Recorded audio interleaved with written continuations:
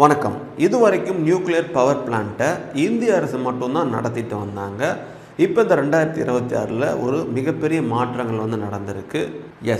இப்போ nuclear power பிளான்ட்டை, அதாவது அணுமின் நிலையங்களை ப்ரைவேட் கம்பெனிஸும் நடத்தவும் அதை கட்டவும் அனுமதி கொடுத்துருக்காங்க. ஏன் இந்த மாற்றம், என்னென்ன கம்பெனிலாம் இன்ட்ரெஸ்ட் காட்டியிருக்காங்க, அதோட விதிமுறைகள் என்ன அப்படிங்கிறது எல்லாத்தையும் நம்ம இந்த வீடியோவில் பார்க்கலாம். தொடர்ந்து இதேபோல் பயனுள்ள தகவல்கள் தெரிஞ்சிக்க எங்கள் சேனலை சப்ஸ்கிரைப் பண்ணி வச்சுருக்குங்க. நீங்கள் புதுசாக ஜீரோதாவில் அக்கௌண்ட் ஓப்பன் பண்ண நினச்சாலும் எங்கள்கிட்ட ஃப்ரீயாக நீங்கள் ஜீரோதா அக்கௌண்ட்டை ஓப்பன் பண்ணிக்கலாம். நாங்கள் தான் ஜீரோதாவுடைய அஃபிஷியல் ஆத்தரைஸ்ட் பார்ட்னராக இருந்து வரோம். முதல்ல ஏன் இந்த மாற்றம் அப்படின்னா, இந்தியாவுக்கு ஃப்யூச்சரில் அதிகமான மின்சாரங்கள் தேவைப்படும். கவர்மெண்ட் மட்டுமே அதில் இன்வெஸ்ட் பண்ண முடியாது, அதிகமான பணம் போட முடியாது. அப்படிங்கிறதுனால இப்போ ப்ரைவேட் கம்பெனிஸும் இன்வெஸ்ட்மெண்ட்டுக்காக அவங்க அலோவ் பண்ணியிருக்காங்க.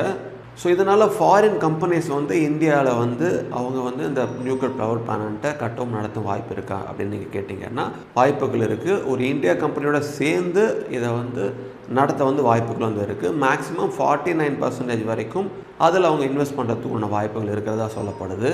ஸோ இதில் ஸ்மால் நியூக்ளியர் பிளான்ட்டும் வர வாய்ப்புகள் இருக்குது. எக்ஸாம்பிளுக்கு அயன் சிமெண்ட் ஃபேக்ட்ரிஸ் எல்லாமே அவங்களுக்கு உண்டான பவரை அவங்களே ஜென்ரேட் பண்ணிக்கிற மாதிரிலாம் வர வாய்ப்புகள் இருக்குது. ஸோ இப்படி ப்ரைவேட் கிட்ட போணுச்சுன்னா அந்த நியூக்ளியர் பிளான்ட்டில் கவர்மெண்ட்டோடைய கண்ட்ரோல் இருக்குமான்னு கேட்டிங்கன்னா கண்டிப்பாக இருக்கும்.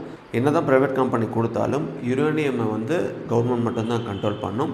அதே போல் நியூக்ளியர் வேஸ்ட்டை கவர்மெண்ட்டோடைய ரூலின் படி தான் அப்புறப்படுத்தணும். ஸோ சேஃப்டியை ஏஐஆர்பி மானிட்டர் பண்ணும். சேஃப்டிக்கு எந்த விதமான காம்ப்ரமைஸுமே கிடையாதுன்னு சொல்லப்படுது. ஸோ இது எந்த அளவுக்கு சாத்தியம், எப்படி ஆக போகுதுங்கிறதையும் நம்ம வெயிட் பண்ணி பார்ப்போம். ஸோ கவர்மெண்ட்டோடைய முக்கியமான கோல் என்ன அப்படின்னா, 2047க்குள்ள நியூக்ளியர் பவரை 100 ஜிகாவாட் அளவுக்கு அதிகமாக்கணும் அப்படிங்கிறது தான்.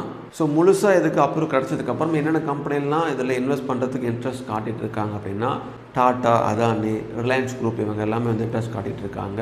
ஸோ இப்படி நியூக்ளியர் செக்டரை ப்ரைவேட்டு கொண்டு போகிறதுனால எந்த விதமான பிரச்சனையும் பாதிப்புகளும் வராது. இதனால் கவர்மெண்ட் ப்ளஸ் ப்ரைவேட் பார்ட்னர்ஷிப்பில் இயங்கும். ஸோ இந்தியாவோடைய ஃப்யூச்சர் பவரை செக்யூர் பண்ணுறதுக்காக தான் இந்த முயற்சி அப்படின்னு சொல்லப்படுது.